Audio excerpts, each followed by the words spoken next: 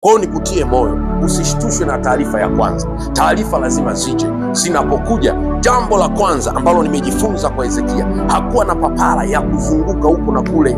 Unapopokea taarifa yoyote, iwe nzuri au mbaya, hakikisha kabla hujaanza kuzunguka na kutembea, kimbilia kwa Bwana.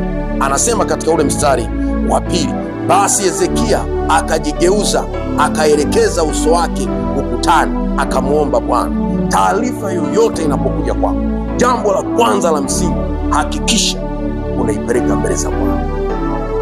Kabla hujamshirikisha rafiki yako, hujamweleza mwenzio, kaa chini, mweleze Bwana, kwa sababu Mungu ndiye atakayekupa mwongozo halisi.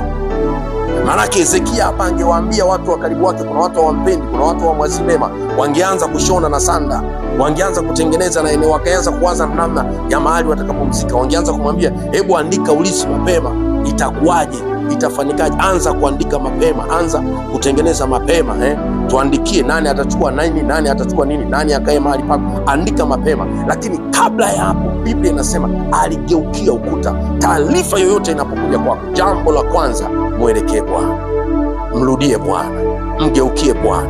Yeye ndiye atakayesema na yeye ndiye atakayeamua mtu gani umwambie, mtu gani umshirikishe. Watu wengi wakishapokea taarifa huwa wanazisambaza. Wale wanaowaambia ndio wanaoenda kuharibia, wale wanaowashirikisha ndio wanaenda kuwakwamisha.